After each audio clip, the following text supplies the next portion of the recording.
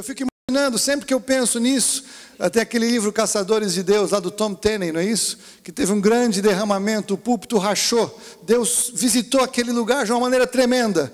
E eu sempre fico pensando naquele membro da igreja que ia quase todo domingo, e naquele domingo ficou em casa vendo corrida, vendo boxe, vendo futebol, vendo qualquer coisa, dormindo.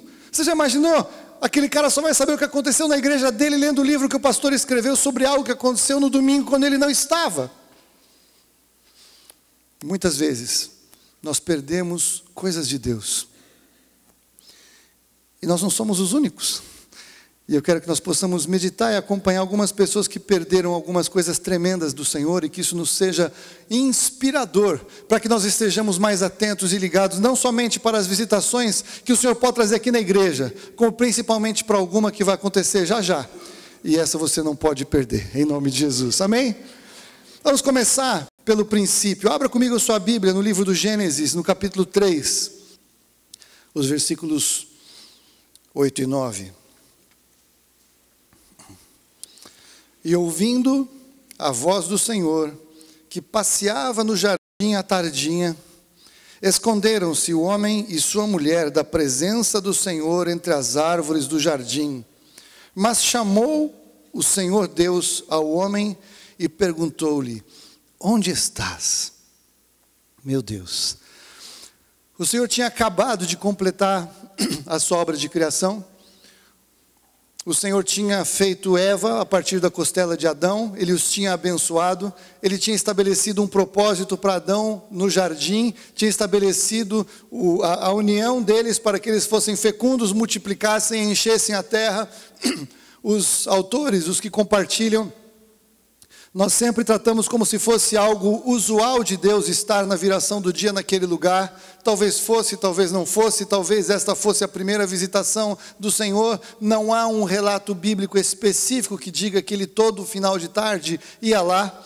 Mas é inegável que nesse dia o Senhor visitou Adão e Eva. O Senhor foi até o jardim, caminhando no jardim, buscando um relacionamento com eles naquele lugar após a criação. Foi ver o que estava acontecendo, foi ver como era a vida deles, como é que era a realidade deles. E eu não sei exatamente o que Deus ia fazer naquele dia específico no jardim, naquela tarde específica no jardim. Mas o que eu sei é que os movimentos que acontecem aqui no nosso mundo natural, eles primeiro acontecem no mundo espiritual. Eu tenho certeza que Satanás sabia de alguma coisa que estava acontecendo, e o que ele fez foi que antes que o Senhor visitasse, ele visitou Adão e Eva.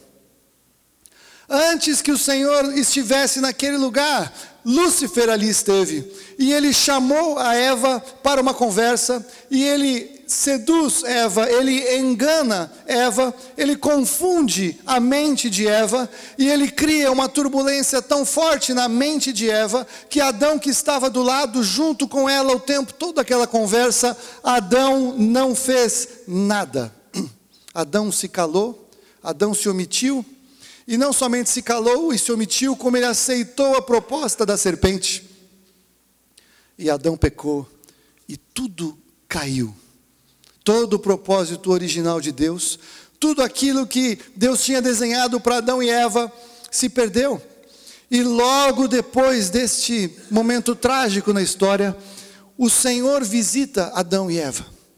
Se Adão e Eva estivessem no lugar onde deveriam estar, fazendo o que deveriam estar fazendo, eles receberiam uma tremenda experiência de visitação do Senhor, e imediatamente após ter tudo preparado, tudo que o Senhor tinha feito estava pronto, tudo aquilo que Deus tinha planejado ao longo da eternidade anterior, ao longo de toda a criação, ao longo do seu relacionamento com Adão, agora Adão e Eva estava tudo pronto, e o Senhor os visita. E eles não estão onde deveriam estar. E eles não estão fazendo o que eles deveriam estar fazendo. Não somente isso, como eles tinham feito o que não deveriam fazer. E aí acontece aquela visitação do Senhor. E o que eles fazem diante da visitação do Senhor? Eles fogem. Eles se escondem. eles não têm coragem de se colocar e de se apresentar na presença do Senhor. Eles que viviam na presença do Senhor. Adão, que tinha feito parte do processo de criação com Deus, antes de Eva ser criada, dando nomes para todos os animais. Adão, que tinha uma tremenda revelação de todo o sistema da criação, tudo que Deus ordenou nos astros, na criação, nos sistemas, nos fundamentos, todas as coisas Adão sabia. E na hora que Deus vem para começar algo tremendo, ele estava fora de lugar. Ele não estava no lugar da visitação do Senhor. Eu creio que o que Deus iria fazer ali, naquele momento, naquela visitação com Adão e Eva, é exatamente o que ele vai fazer daqui 1000 anos e alguns dias, quando ele retomar aonde ele parou no Éden. Ali saberemos o que ia acontecer. Adão e Eva fizeram o que não deveriam ter feito antes da visitação do Senhor. E eu fico pensando, você e eu, que talvez estejamos orando por alguma coisa, buscando algo do Senhor, talvez tenhamos algumas coisas prontas, talvez estamos esperando que o Senhor traga algo de novo, traga uma liberação nas nossas vidas. Será que nós estamos perseverando em estar no lugar onde devemos estar, para que vindo a visitação do Senhor, recebamos aquilo que estamos esperando? Ou será que vamos ser atraídos pelo diabo para estar fora do lugar, para fazer o que não devemos fazer, para sair da posição que temos, para que sejamos roubados dessa visitação?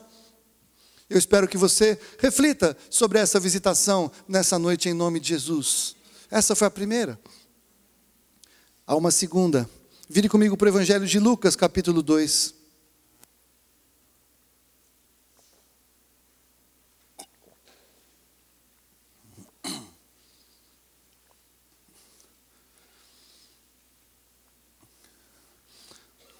O Evangelho de Lucas, no capítulo 2. Nós vamos encontrar o cumprimento profético de Deus conosco. A palavra de Deus nos fala profeticamente que a direção de Deus acerca da vinda de Jesus para os profetas era que o nome de Jesus seria Emanuel, que significa o quê? Deus conosco. Jesus andando fisicamente na terra, Deus feito em forma humana, revelava e manifestava a presença de Deus entre os homens. Emanuel, Deus conosco. Revelação de Deus. Jesus falou várias vezes para os seus discípulos: quem vê a mim, vê o Pai. Como é que vocês querem ver o Pai? Eu estou aqui. Ele era a própria revelação naquele momento, materializada em carne. Mas veja o que aconteceu na chegada de Jesus.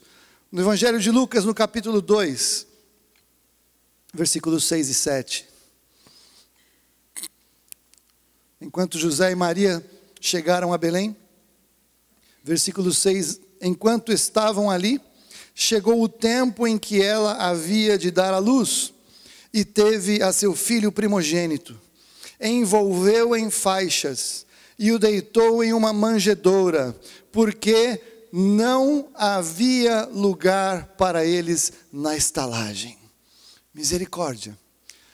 Jesus, a manifestação de Deus em carne, vem para nascer entre os homens, para estabelecer o plano de salvação, a redenção eterna, para cumprir todas as revelações proféticas que tinham sido trazidas pelos profetas ao longo de centenas de anos.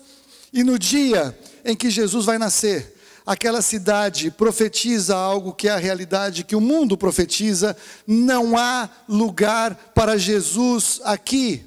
Não queremos Jesus neste lugar, não queremos Jesus na nossa vida, não queremos Jesus neste sistema. Se pararmos para entender o que estava acontecendo naquela cidade, é exatamente uma revelação profética.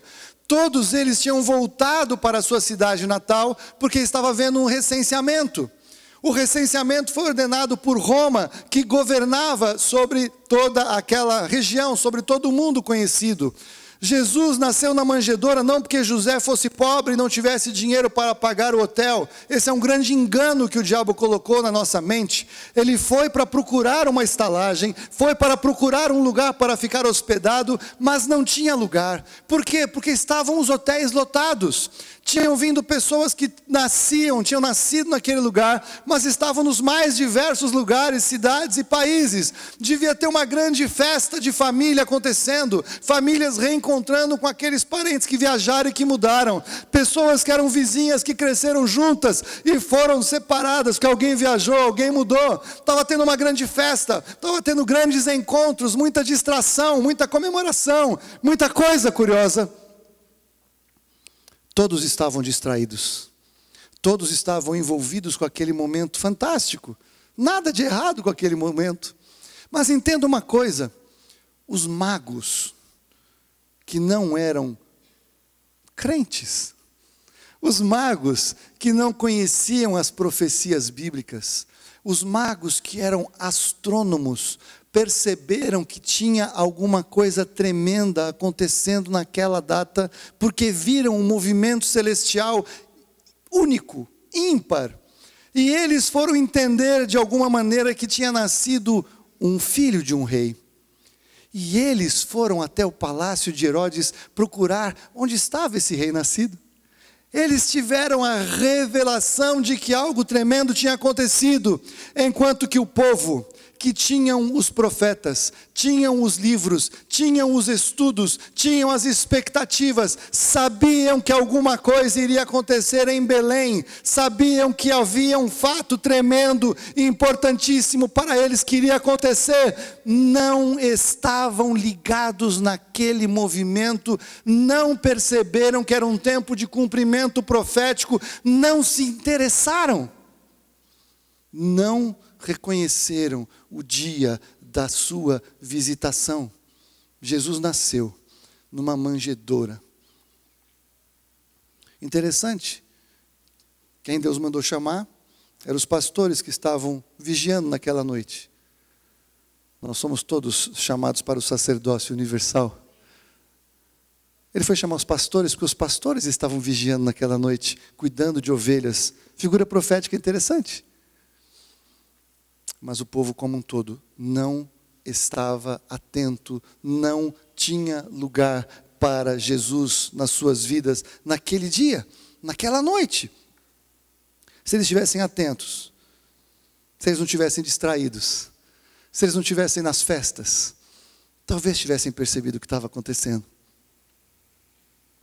Terceiro, vira um pouquinho para frente em Lucas capítulo 19.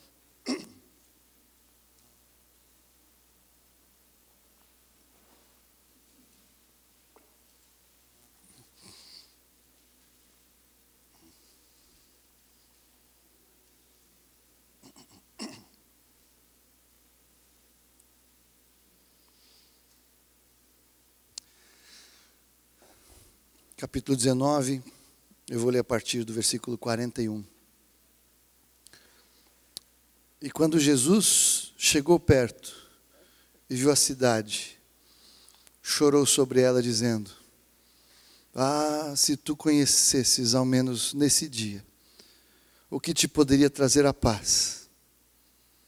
Mas agora isso está encoberto aos teus olhos. Porque dias virão sobre ti, em que os teus inimigos te cercarão em trincheiras, e te sitiarão, e te apertarão de todos os lados, e te derribarão a ti e aos teus filhos que dentro de ti estiverem, e não deixarão em ti pedra sobre pedra, porque não conheceste o tempo da tua visitação. Meu Deus, esse é um dos textos mais tristes da Bíblia. Essa situação, ela é tão triste, que é um registro único de Jesus chorando. Jesus chorou porque ele veio para o que era seu e os seus não o receberam. Ele diz que se eles tivessem reconhecido quem ele era, essa destruição não teria acontecido sobre eles. Se eles tivessem reconhecido quem era Jesus que estava com eles, o que Jesus tinha vindo fazer naquele tempo, se eles tivessem reconhecido o cumprimento da profecia, se eles tivessem jogado a sua religiosidade fora e tivessem falado: este é o Messias, eles não teriam passado por aquilo que eles iriam passar. E sabe o que Jesus chorou? foi porque Jesus ele sabia não apenas aquilo que estava acontecendo, mas profeticamente ele sabia tudo o que iria acontecer na sequência com Jerusalém.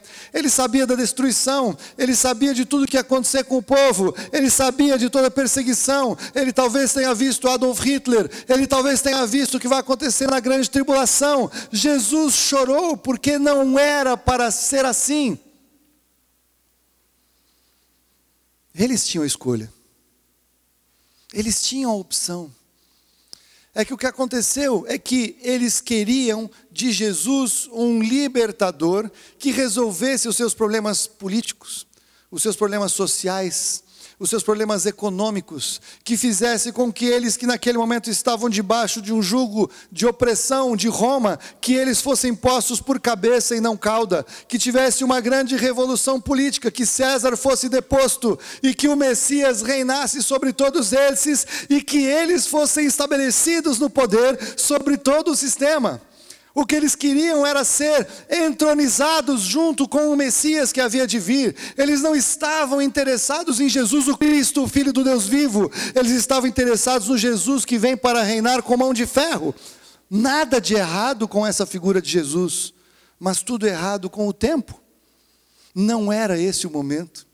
Jesus tinha algo muito maior para fazer. Jesus não veio para resolver o problema político, econômico, social de Israel com relação à opressão romana. Jesus não veio para resolver os problemas financeiros deles. Jesus não veio para mudar a ordem social. Jesus veio para salvar todo aquele que nele crê. Jesus veio para cumprir um plano de redenção eterno, muito maior, muito mais incompreensível para eles naquele tempo. E vamos ser sinceros, nem nós hoje entendemos a grandeza da obra de salvação de Jesus. Se nós entendêssemos mesmo, nossa vida cristã seria outra. Se nós entendêssemos a realidade da salvação, se nós entendêssemos a realidade de onde Jesus nos tirou, se nós entendêssemos o que Deus fez por nós através de Jesus, nós não seríamos os mesmos. Eles não reconheceram o dia da visitação. Eles queriam outra coisa. E porque queriam outra coisa, não experimentaram o que tinham para experimentar. E eu pergunto, você já esperou que Jesus visitasse a sua vida em alguma coisa que você precisava muito? E talvez não aconteceu o que você pensou. Talvez o que ele fez não foi o que você esperava. E você falou, puxa vida, estou aqui orando, estou aqui esperando. E Deus não faz nada, não respondeu, não veio ao meu encontro. E Deus muitas vezes fez tantas coisas a partir das nossas orações que nós não sabemos, mas porque Ele aparentemente não respondeu o que nós achávamos que era importante de ser respondido, nós falamos, Ele não veio, Ele não fez, Ele não se manifestou, Jesus me deixou só. Eles nunca reconheceram que o Messias esteve entre eles. Jesus esteve lá, Jesus fez tudo o que Ele fez, Jesus mudou a história da humanidade, Jesus operou milagres, sinais, Jesus fez tudo isso. E se você perguntar para algum judeu se o Messias já veio, eles dizem, não veio, nunca esteve aqui, estamos esperando ainda que venha. E tem muito crente esperando que Jesus venha fazer coisas que Jesus já fez. Não entenderam a visitação, não entenderam o dia da sua visitação. E eu fico impressionado com essa cena de Jesus chorando sobre eles, porque nós não conseguimos entender o amor de Deus revelado em Jesus, e nós não conseguimos entender o amor de Jesus por nós. Nós muitas vezes medimos o amor de Jesus pelas coisas que nós achamos que Ele deveria ter feito e não fez, então nós nos sentimos não amados.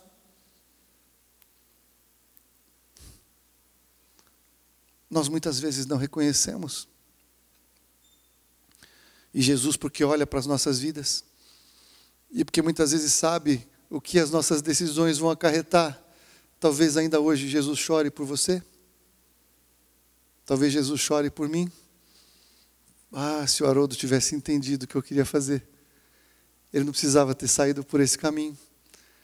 Ah, se o Haroldo tivesse entendido que eu estava aqui visitando ele não para fazer o que ele pensou, Mas se ele entendesse que o meu plano era muito maior do que essa circunstância, se ele tivesse só entendido o que eu vim fazer por ele, ele não precisaria passar por tantas coisas, ele poderia ser livrado, seria completamente diferente a história, mas porque ele não entendeu o que eu estava fazendo aqui, porque ele não olhou para a minha visitação, talvez Jesus tenha chorado por mim, por coisas que eu não precisava ter passado. Talvez Jesus esteja chorando pela sua vida hoje, por alguma coisa que você está fazendo, deixando de fazer, porque você não está entendendo o que Jesus está querendo mover na sua vida, na visitação que Ele está querendo trazer sobre a tua casa hoje, em nome de Jesus. Nós precisamos reconhecer os tempos de visitação do Senhor, nós precisamos entender a obra de Jesus, nós precisamos entender o que a Bíblia diz acerca do que Ele veio fazer, não aquilo que supostamente o mainstream evangélico diz que é o Evangelho hoje. Queridos, tem um monte de gente falando acerca do Evangelho hoje, que pode ser Evangelho de qualquer coisa, menos Evangelho de Jesus, menos Evangelho da Bíblia, menos Evangelho do Reino, menos Evangelho que Jesus veio estabelecer aqui através da sua morte e ressurreição. Não confunda a sua expectativa do que Jesus vem fazer com aquilo que é a sua impressão do que supostamente está todo mundo dizendo e muita gente dizendo, porque eu vou te dizer sem medo de errar, a voz do povo não é a voz de Deus. A voz do povo não é a voz de Deus, a voz do Senhor é aquela que está revelada na sua palavra. Ele faz o que Ele disse que ia fazer, e Ele não faz o que Ele não disse que vai fazer. Se alguém está dizendo que alguma coisa é o Evangelho de Jesus, veja se está na palavra. É um tempo em que há um jugo de escravidão de um império romano revivido hoje, oprimindo o povo de Deus de uma maneira diferente. E tem muito crente achando que Deus tem que romper esse poderio do Império Romano hoje, colocando os cristãos no poder do sistema do mundo. Mas não é para isso que Jesus veio nos salvar. Precisamos entender o que está acontecendo, à luz da palavra, para que possamos entender o tempo de visitação que em breve virá. Mas a visitação que o Senhor quer e pode trazer sobre a sua vida hoje, em nome de Jesus. Quarto, vai um pouquinho para frente em Lucas mesmo, no capítulo 24.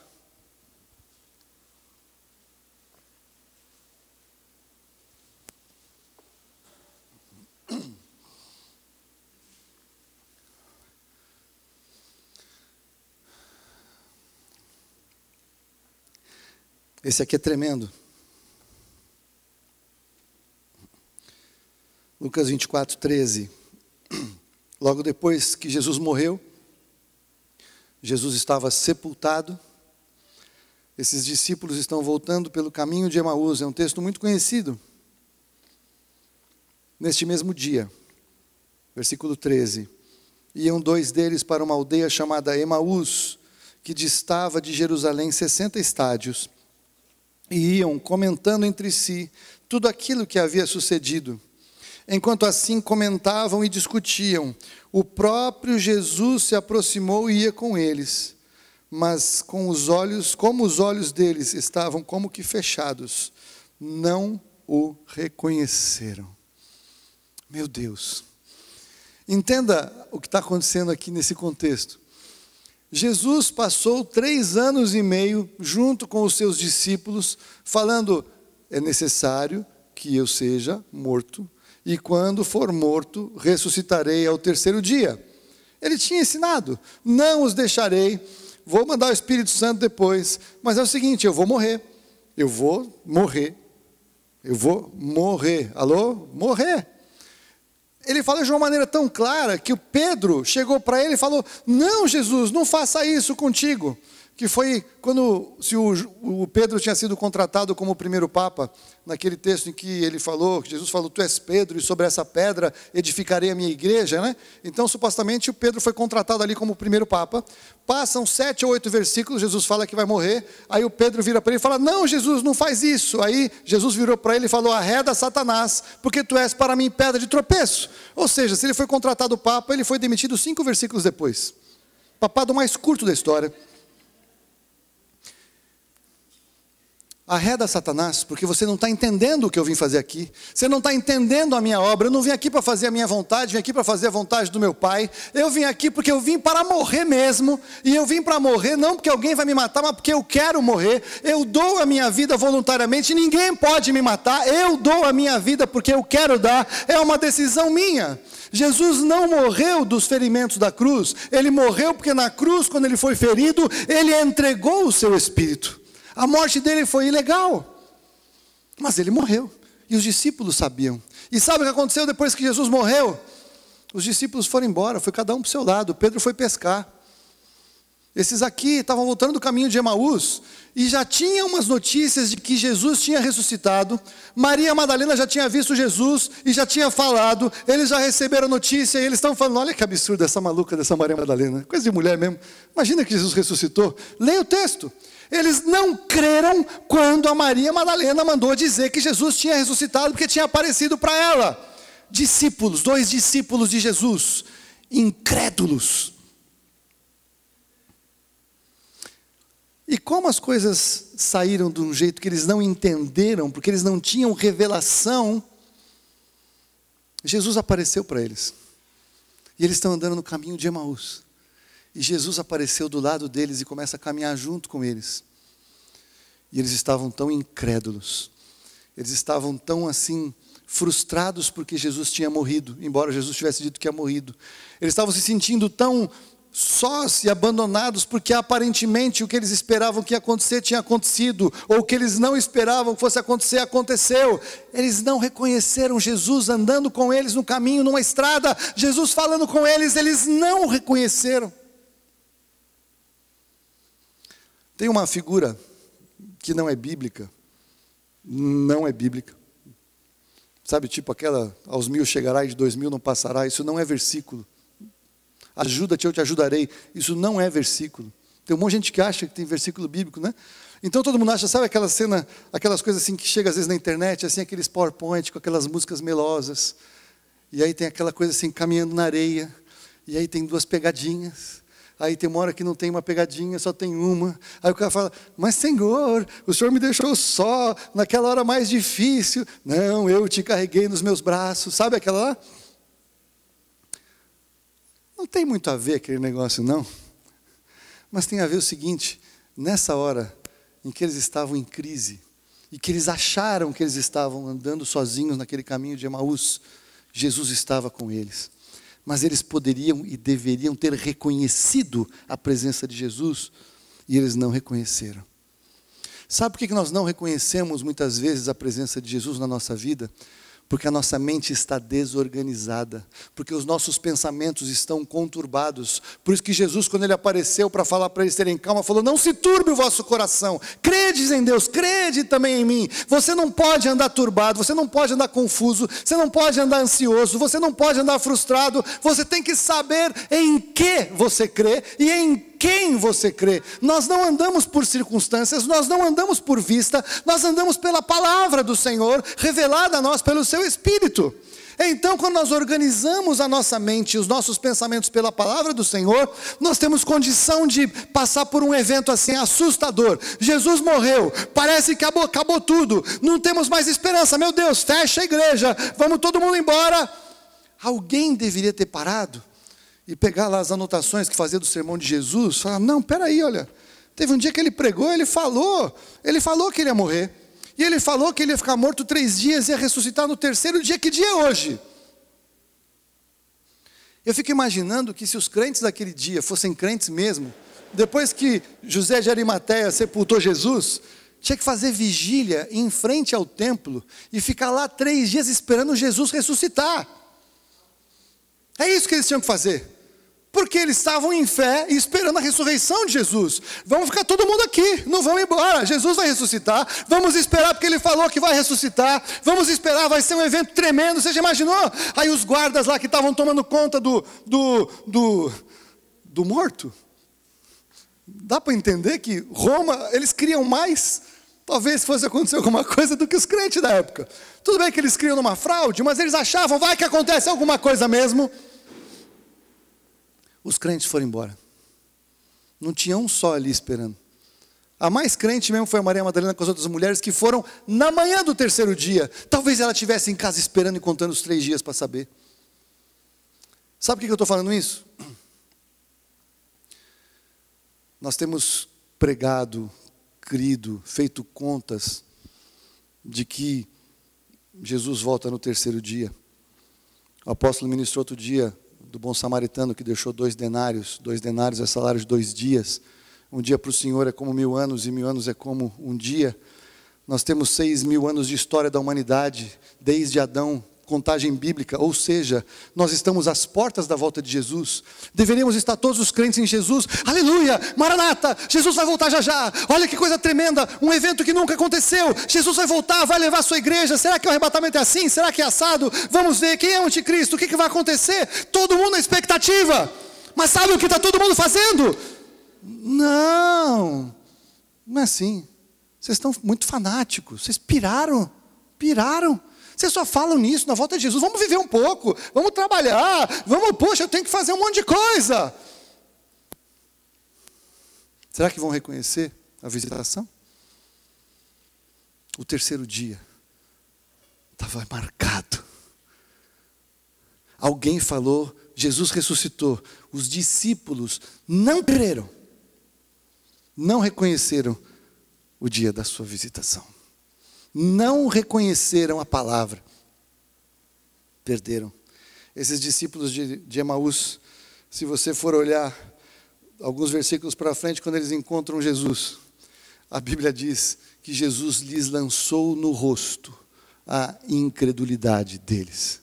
Você já imaginou encontrar Jesus, em vez de ser aquela festa, Jesus só ressuscitou, eu sabia, e Jesus fala, servo bom e fiel, que bom que você sabia, então toma mais poder, então vai ser uma bênção. Não, o cara encontrou Jesus, primeiro eles ficaram apavorados, acharam que tinha um espírito entrado na sala, porque Jesus entrou na sala com a porta fechada.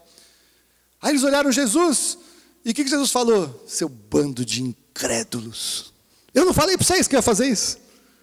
Eu não falei que eu ia ressuscitar? O que vocês acharam que ia acontecer? Que eu ia ficar morto? Eu fico imaginando o que Jesus falou com eles.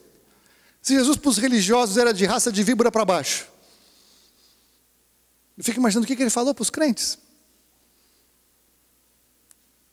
Se algum dia já foi incrédulo diante de Jesus,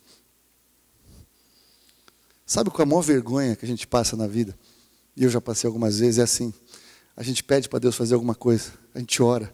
A gente faz campanha, vigília, e a gente fala, não aconteceu nada. E aí você passa um tempinho, Deus entrega assim a bênção. Às vezes eu fico com vergonha de Deus responder alguma coisa que nas últimas horas eu duvidei. Você já tomou esse tapa na cara com luva de pelica de Deus, quando Ele te dá uma coisa que você já nem achava que ia acontecer, sabe assim? E Ele muda todas as coisas. Deus é um Deus de detalhes tão tremendos quando Ele nos visita. Muitas vezes Deus não resolve uma coisa gigantesca, que é o que está te afligindo, mas dia a dia Ele dá um recadinho e fala, olha, eu estou aqui. Olha, eu não esqueci de você. Olha, recebe mais esse aqui, ó, um vento. Eu estou aqui. Nunca vos deixarei. Nunca jamais vos abandonarei. Ainda que aquela que amamenta possa se esquecer do filho a quem ama, eu não esqueço de você. Ver, tem o seu nome gravado na palma da minha mão. Jesus nos trata assim. Essa forma de Deus se revelar conosco. Por que nós duvidamos? Por que nós não esperamos a visitação? Por que nós não andamos segundo aquilo que nós cremos e que temos ouvido e que muitos de nós ensinamos e pregamos e falamos e oramos e profetizamos? Para encerrar, veja, a palavra de Deus diz acerca do Senhor que Ele é aquele que era, aquele que é e aquele que há de vir. Se nós dividirmos essa história, você vai ver que Deus, Ele visitou no Éden como um princípio. Depois Ele visitou através de Jesus. Eu poderia falar aqui de Pentecostes, eu podia falar de outras grandes visitações, não é o caso. Eu não estou dizendo que são só essas visitações, eu estou dizendo que Os princípios a serem aprendidos são apenas esses. Esses são alguns que dá para a gente compartilhar hoje. Eu tenho certeza que faz o maior sentido no seu coração. Tem muita presença de Deus aqui, tem muita ministração em corações hoje, eu sei disso. O Senhor está falando.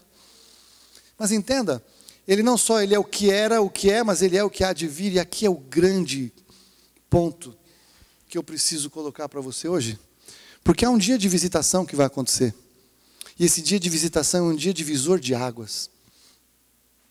Divisor de águas. E a Bíblia usa a mesma expressão, dia da visitação.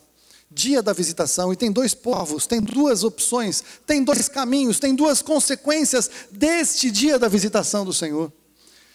O primeiro deles é o bom. Abra comigo em 1 Pedro, capítulo 2, por favor.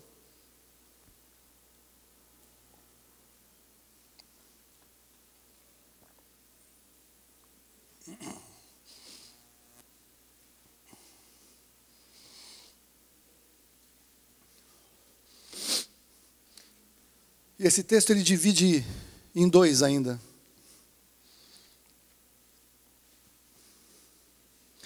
Primeira Pedro 2:11. Amados, exorto-vos como a peregrinos e forasteiros, que vos abstenhais das concupiscências da carne, as quais combatem contra a alma, tendo o vosso procedimento correto entre os gentios, para que naquilo que falam mal de vós, como de malfeitores, observando as vossas boas obras, glorifiquem a Deus no dia da visitação. Aleluia. Querido, se você não se sente como forasteiro, como peregrino, como alguém que está de passagem, se você tem a sensação de que esta terra é a última empada do tabuleiro, a última cocada sabe aquelas coisas? Tem gente que vive aqui como se fosse assim, aqui, se eu não me der bem aqui, eu estou perdido. Eu preciso fazer tudo acontecer aqui, e então eu preciso, é aqui o negócio. E se alguém fala, a gente vai embora, você fica nervoso. Você precisa prestar atenção, porque você não está entendendo quem é você diante de Deus. Você não está entendendo nada. Nós somos forasteiros aqui. Estamos de passagem aqui, em nome de Jesus. Nós somos forasteiros, estamos de passagem, se é que você é forasteiro e está de passagem. Talvez você seja habitante. É uma escolha. Se a nossa esperança, Paulo fala, se resume a esta vida, nós somos os mais infelizes dos homens. Os mais infelizes. Se a sua esperança é acabar de pagar o carnê da casa própria, se a sua maior esperança é ter uma aposentadoria que você vai ficar bem para o resto da vida, se a sua maior esperança é alguma coisa exclusiva daqui, você é o mais infeliz dos homens. Porque se você conseguir isso, é só isso que a sua vida se resume. É esse o seu propósito de vida, acabar de pagar o carnê, ou acabar de acertar a aposentadoria, é para isso que você está aqui. É uma vida ridícula. Com todo respeito. Porque tudo isso aqui vai passar. Uma das coisas que a Bíblia mais confronta acerca dos últimos dias é que vai chegar uma hora, né, neste sistema, em que o ouro e a prata não vão valer nada. Zero. Ou você pensa que num naufrágio, imagina um navio naufragando, e vai naufragar, o Titanic. Aí no meio do Titanic naufragando, um multimilionário, que tivesse levado barras de ouro lá para o navio, ele chega para um cara pobrezinho que está dentro do bote salva-vidas, fala, olha, eu te dou todo esse ouro para você me vender esse lugar no bote salva-vidas. Você acha que o cara vai vender? Você acha que dinheiro faz alguma diferença numa hora dessa? Tem algum valor? Pelo contrário, para ele virou um lastro para levar mais para o fundo mesmo, esse cara hipotético com o ouro lá. Não é assim? Então, se a nossa esperança nessa vida se resume a qualquer coisa passageira, Paulo fala uma coisa tremenda, ele prega, para mim o viver é Cristo e o morrer é lucro. Não é isso? Então veja, se para você o viver é casa própria, o morrer é perda. Por quê? Porque alguém vai morar na casa, você rala para pagar 58 anos, e aí teus filhos vão se matar para ficar com a casa, descobrir quem tem a porcentagem maior. Ou talvez a tua mulher vai casar de novo, vai trazer o Ricardão para morar lá na casa que você pagou.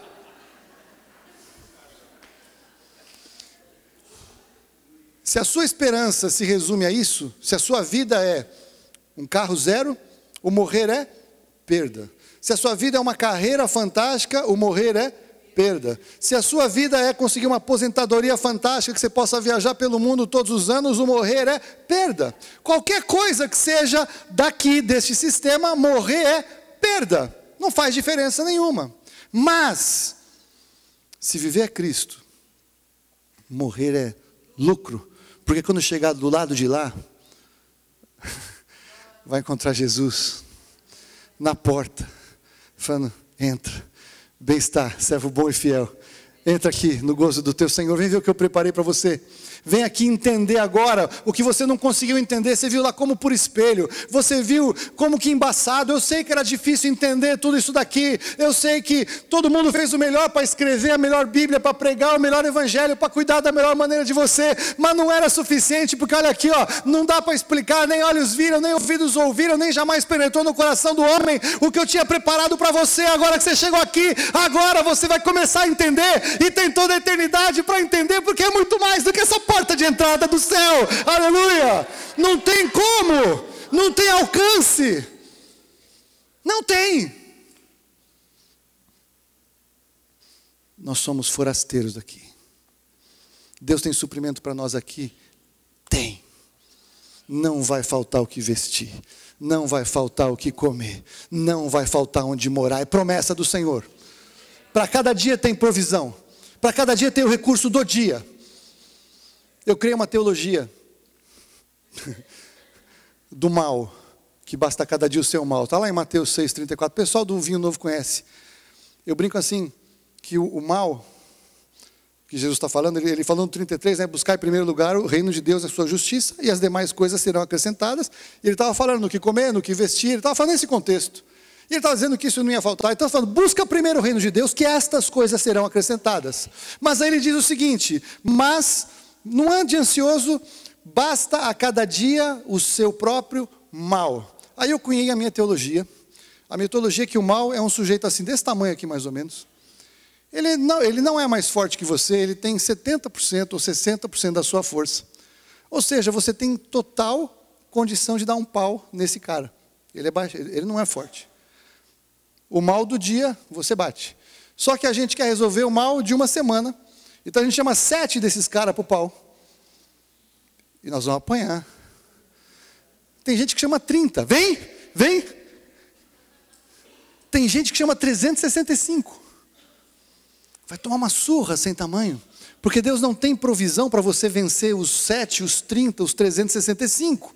Ele tem provisão para você vencer hoje. É por isso que o maná estragava de um dia para o outro. Tinha que confiar que no dia seguinte, Deus ia dar o maná no dia seguinte. Deus tem a provisão para o dia. Deus tem o recurso que você precisa para hoje. Não precisa preocupar com amanhã. Para hoje eu tenho tudo que eu preciso e nada me falta em nome de Jesus. Essa é a sua oração. Se você parar para pensar assim, você vai ver que dia após dia, nada te falta. O que te falta é que você quer resolver o amanhã, o mês que vem, o ano que vem. Coisas que talvez nem vão te afligir, nem vão te afetar, serão resolvidas antes. Eu posso falar porque eu quase fiquei cardíaco. Eu queria resolver 3 anos para frente, o apóstolo sabe. E Deus teve que me curar mesmo, eu fiquei mal. Deus me curou aqui, numa reunião maluca dos jovens, no sábado à noite. Meu Jesus, você doou para outro dia. Veja, você é o quê? Você é forasteiro? Você é daqui? Eu acho que, glória a Deus, que nós temos 2 pessoas que entenderam. Aleluia pela vida de vocês, glória a Deus. Você é forasteiro ou você é daqui? Aleluia! Então, se você é forasteiro, olha o que você tem que fazer. Você tem que ter um procedimento correto entre aqueles que não creem, para que mesmo naquilo que eles falam mal de vocês, como se vocês fossem os malfeitores, observando as vossas boas obras, glorifiquem a Deus no dia da visitação. Sabe qual é o dia da visitação, querido? O dia da visitação, não importa qual é a sua teologia acerca do arrebatamento dos últimos dias, mais para lá, mais para cá, nós todo dia estamos estudando e discutindo isso. Em algum momento, todas as pessoas no dia da visitação, todas aquelas que são realmente do Senhor, serão tiradas daqui e vão estar na presença dEle. Você já imaginou como é que vai ser glorificar o Senhor naquele lugar?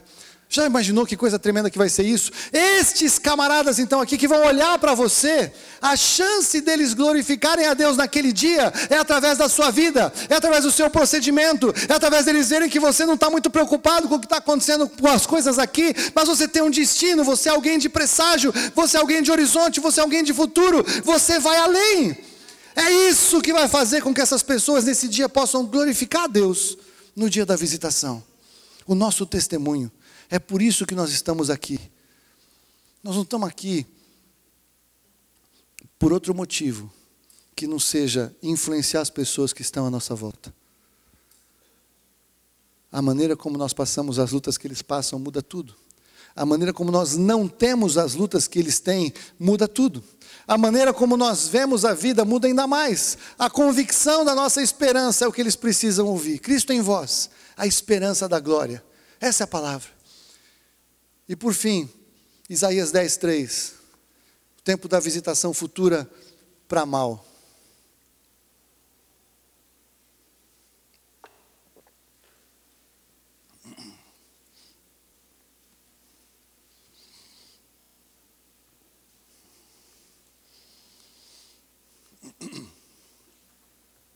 Isaías 10:3 e 4. Mas que fareis vós no dia da visitação e na desolação que há de vir de longe? A quem recorrereis para obter socorro? E onde deixareis a vossa riqueza? Nada mais resta, senão curvar-vos entre os presos, ou cair entre os mortos. Com tudo isso, não se apartou a sua ira, mas ainda está estendida a sua mão. Meu Deus, uma das coisas mais impressionantes quando a gente lê o livro de Apocalipse é que quando as coisas forem ficando piores e quando as coisas vão ficando intensas, o João relata o seguinte: e ainda assim não se arrependeram das suas obras. Até o último momento do juízo que há de vir sobre essa terra, Deus oferece essa oportunidade para que se arrependam. Esse dia da visitação vai ser terrível, porque a Bíblia tem um versículo, todo mundo fala, Deus é bonzinho, Deus é bom, velhinho de barba branca. A primeira versão do Papai Noel, depois foi aperfeiçoada e botaram roupa vermelha. A Bíblia diz assim: horrível coisa é cair nas mãos do Deus vivo.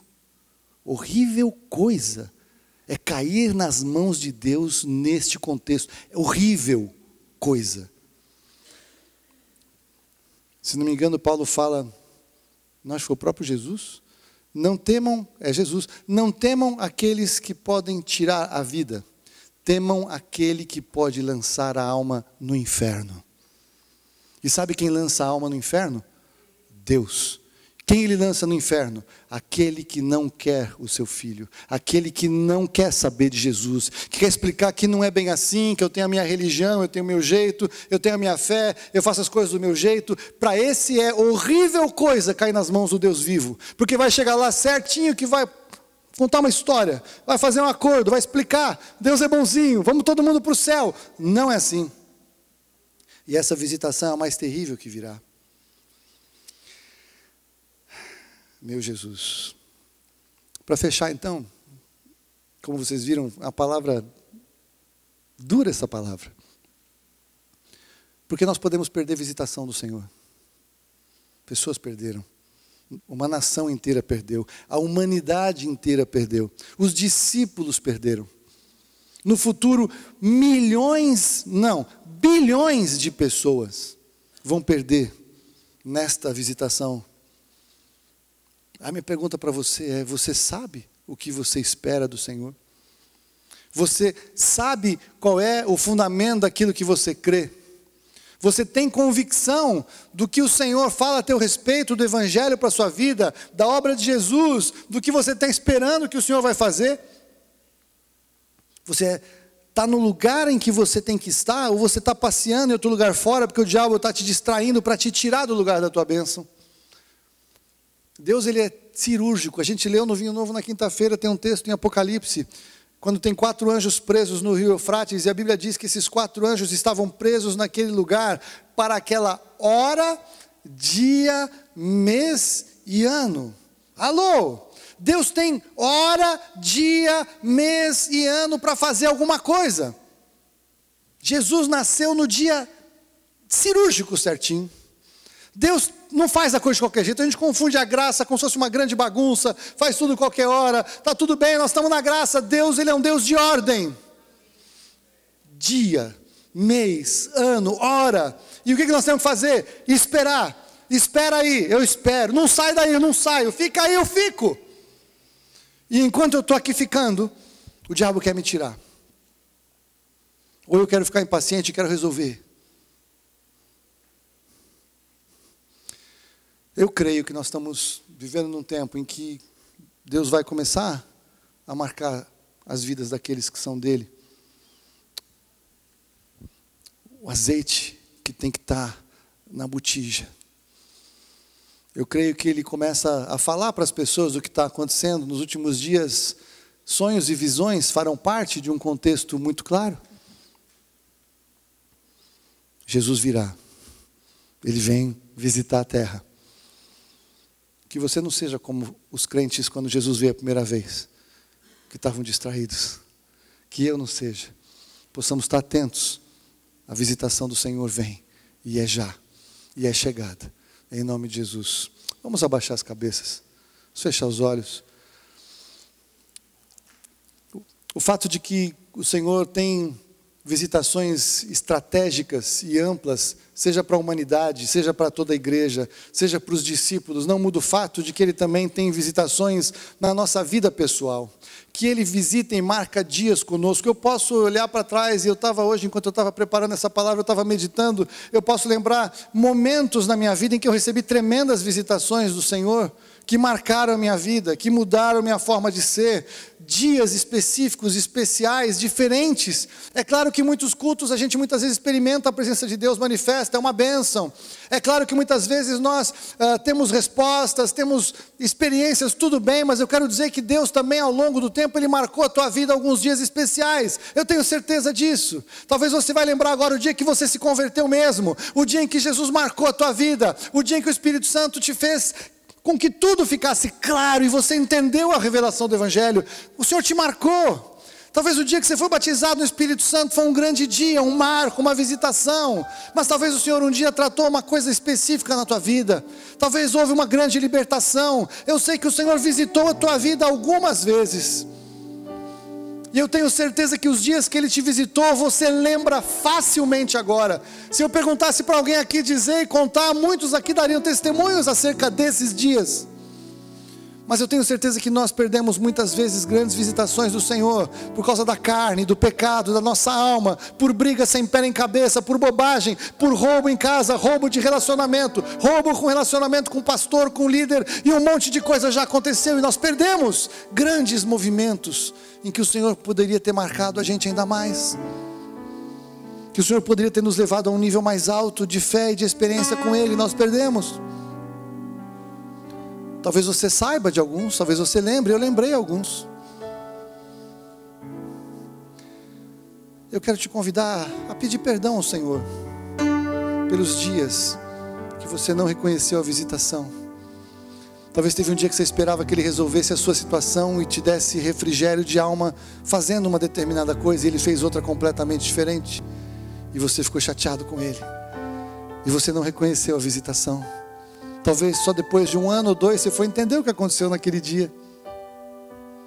Mas Ele te visitou e respondeu. Mas Ele não fez o que você queria, Ele fez o que Ele tinha planejado, aleluia. Louvado seja o nome do Senhor. Se isso faz sentido para você, onde você está, peça perdão a Deus, fala: Senhor, perdoa, porque eu não reconheci o dia da visitação. Senhor, perdoa, porque eu até reclamei, blasfemei, murmurei. Pai, eu até falei para outras pessoas que talvez eu até tenha atrapalhado a fé daquelas pessoas, quando eu falei mal do Senhor, quando eu falei contra a Tua palavra, quando eu não reconheci essa visitação. Me perdoa, Pai, em nome de Jesus.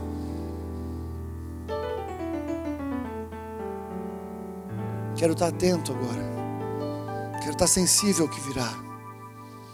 Abre meus olhos para que eu veja.